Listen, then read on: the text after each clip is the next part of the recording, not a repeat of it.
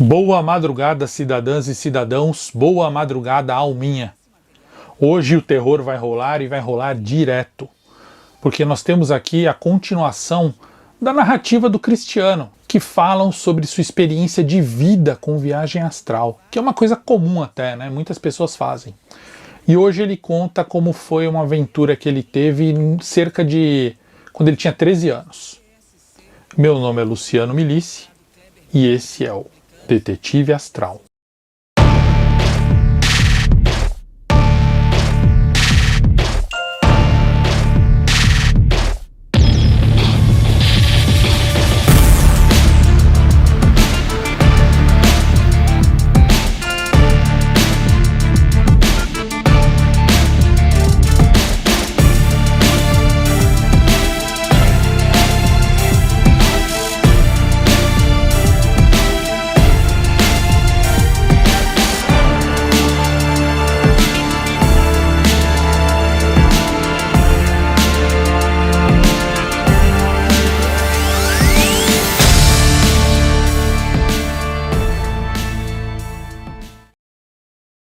Olá, Luciano, tudo bem?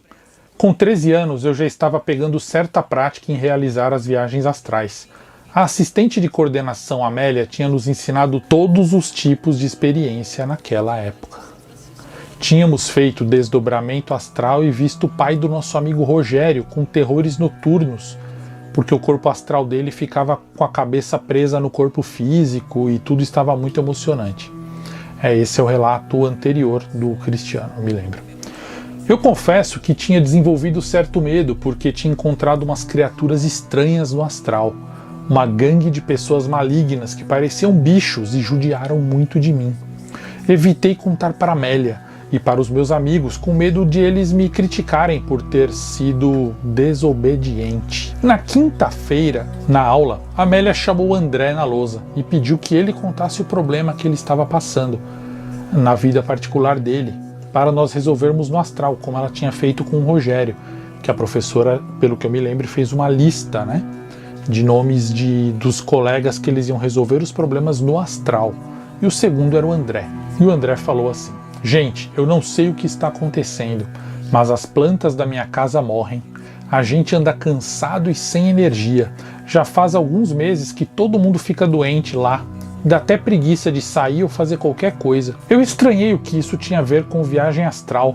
Os outros amigos nossos, o Rogério, a Simone e a Carolina, perguntaram se a gente ia visitar de madrugada a casa do André durante viagem astral, como a gente fez com o Rogério. Mas a Amélia falou assim: não. Eu combinei com o André da gente passar na casa dele hoje no começo da tarde. E a mãe dele concordou. A gente vai fazer uma parte do trabalho lá, uma redação. Ninguém entendeu nada, só o André que ele já sabia disso. De tarde, fomos lá. Eu estava muito curioso de onde a coordenadora Amélia queria chegar com aquele treinamento. O André tinha uma casa muito grande, maior que a do Rogério, e os pais dele pareciam ter muito bom gosto para decoração.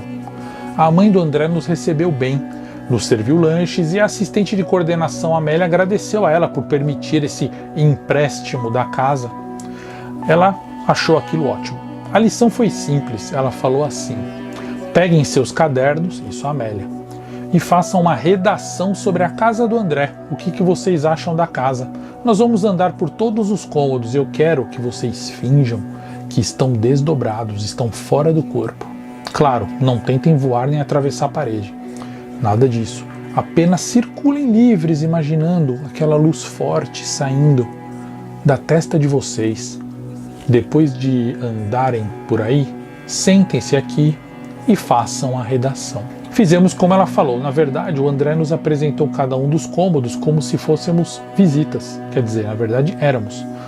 A mãe dele nos acompanhou dando detalhe da mobília e da decoração. No final, nos reunimos na mesa para escrevermos a nossa redação. Eu caprichei em 30 linhas dizendo tudo o que eu havia achado naquela bela e enorme casa. Eu queria impressionar a Amélia. Entregamos nossos escritos para ela. Ela rapidamente bateu o olho em todos muito por cima. Então ela falou assim: Carolina, você pode dar detalhes do que você viu? A Carolina, meio envergonhada, falou assim que quando estávamos no escritório do pai do André, ela viu uma grande hélice amarela girando na parede. Além disso, ela também citou outras estranhezas que havia visto na casa, ao obedecer a professora e imaginar a tal luz na testa. E ela falou: eu vi essas pequenas hélices também colocadas em cima da cama de todas as pessoas, e elas têm fios. Elas parecem ventiladores e elas giram devagar no sentido contra o relógio. Nós ficamos espantados. O que eram essas visões da Carolina? Então a Amélia explicou: algum inimigo, de propósito ou sem querer, colocou ou encomendou esses aparelhos astrais que ficam roubando energia da família do André. Eu não aguentei e eu falei: Amélia, como assim aparelhos astrais? Do jeito que você fala parece que tem tecnologia. E a Amélia dedicou 2 horas a nos ensinar em detalhes um conceito que eu jamais esqueci e é hoje base de tudo o que eu faço: os construtos mentais. Você pode, com o poder da imaginação e a força de vontade adequada, desenvolver objetos mentais que executam atividades mecânicas, elétricas ou eletrônicas por algum tempo, ou até por tempo indeterminado. Esses aparelhos ficam rodando mesmo se você está acordado.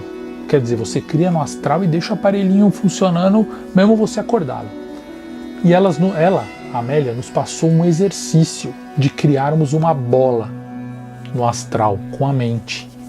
Segurarmos ela, sentirmos ela e brincarmos com ela. Não há quase complexidade nenhuma e isso depende muito mais da imaginação. Depois, a Amélia propôs um desafio ainda mais complicado: criarmos um despertador mental. Era para imaginarmos um aparelho despertador em detalhes, botões, fios, cor dos números, e colocar as horas corretas nele e as horas que seriam para despertarmos. Em seguida, nós programaríamos essa hora e esses despertadores funcionariam pela nossa vida inteira. Ela nos ensinou que com semanas de prática, aquele despertador para sempre no mundo astral nos acordaria aqui no mundo físico.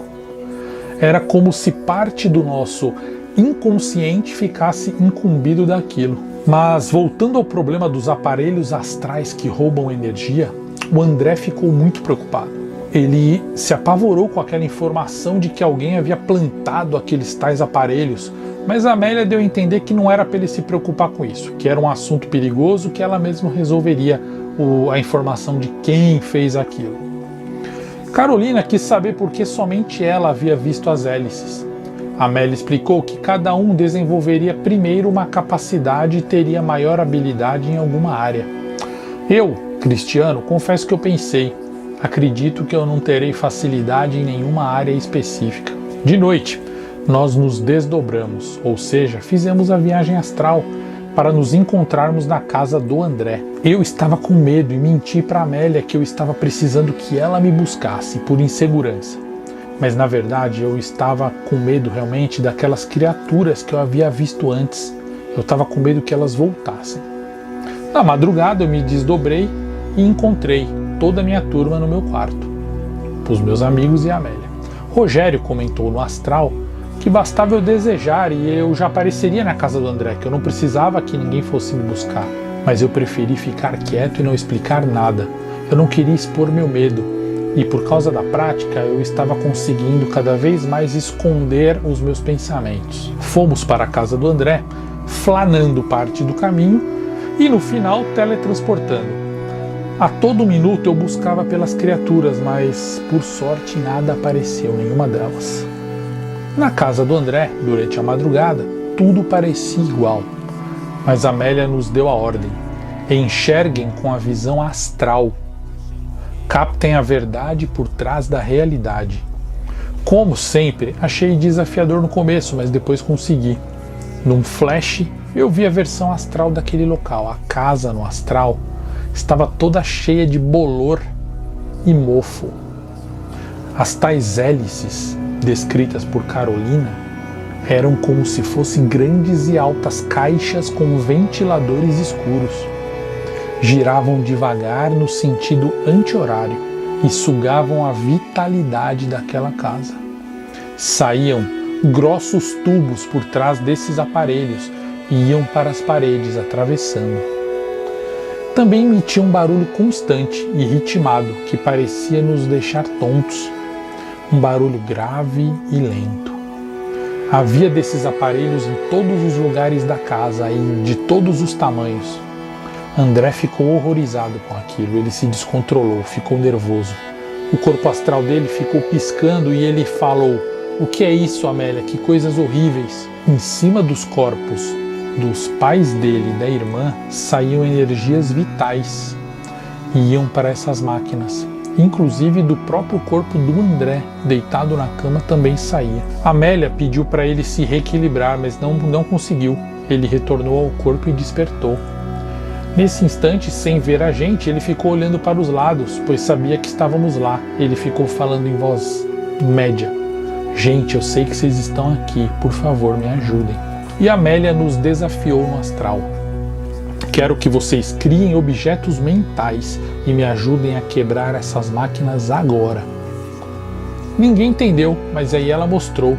Com grande facilidade ela fez um cano de ferro aparecer na mão dela. Aí ela começou a martelar e a quebrar com facilidade aqueles ventiladores. Meus amigos começaram a entender e a imaginar canos de ferro também. Só que o engraçado é que inicialmente parecia que eles não tinham forças para quebrar. Eles batiam, mas não adiantava. Eu fui o primeiro a conseguir quebrar, mas eu fui mais ousado. Eu me concentrei e imaginei uma marreta bem pesada, e eu formei ela no astral. Com o cabo bem longo, eu apanhei e comecei a marretar com força.